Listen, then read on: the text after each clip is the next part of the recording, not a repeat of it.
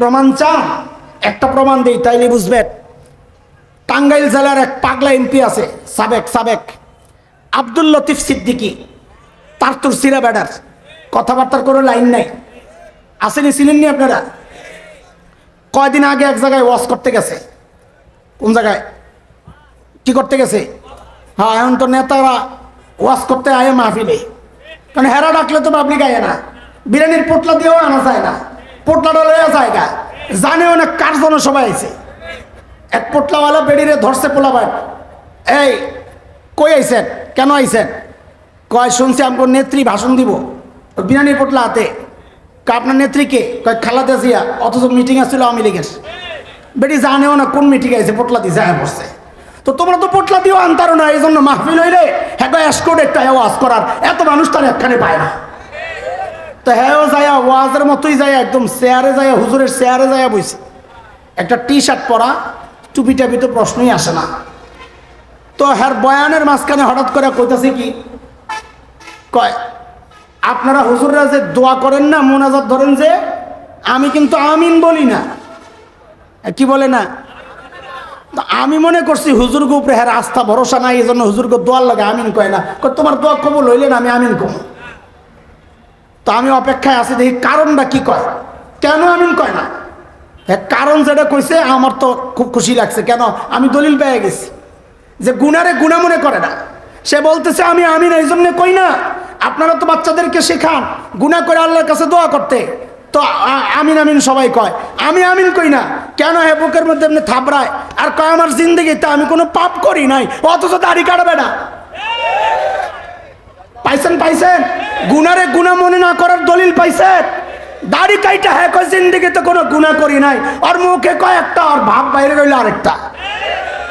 আপনার ঘরে কিচ্ছা শোনাইছিলাম মনে আছে? আগের মতো কাঁপি না।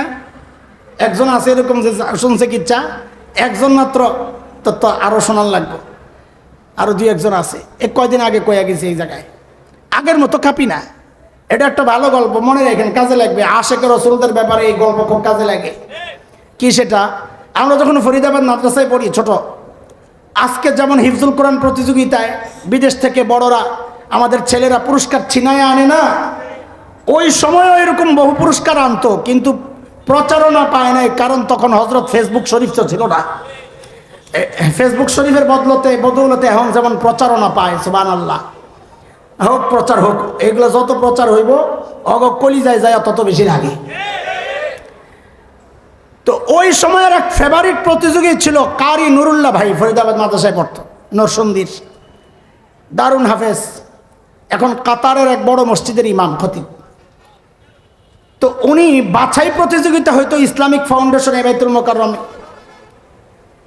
বাছাই প্রতিযোগিতায় নুরুল্লাহ ভাই প্রায় ফার্স্ট হইত, কিন্তু ওনারে বিদেশে পাঠানো হইতো না।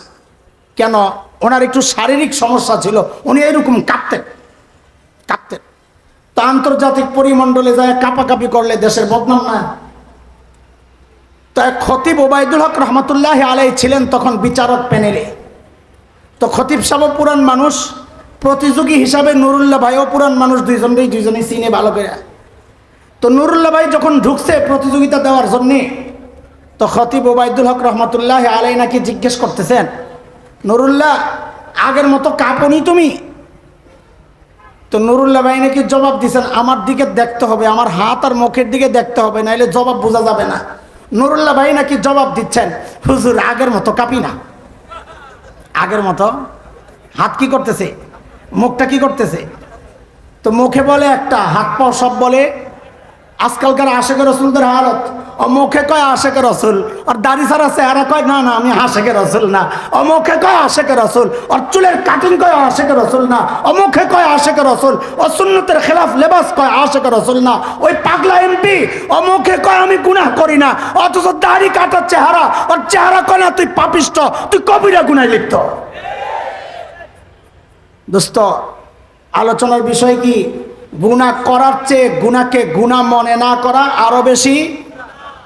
কেন? এই কেনটা শুনেন, আছে মনোযোগ। গুনাহকে গুনাহ মনে না করা, এটা কেন এত মারাত্মক অপরাধ? গুনাহ করার চেয়ে অপরাধ কেন?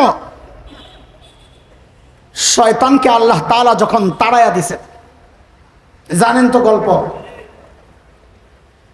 শয়তান আল্লাহর কাছে কিছু আবদার করছিল, তাও তো জানেন। এদিকে তাকান, এদিকে তাকান, জানেন তো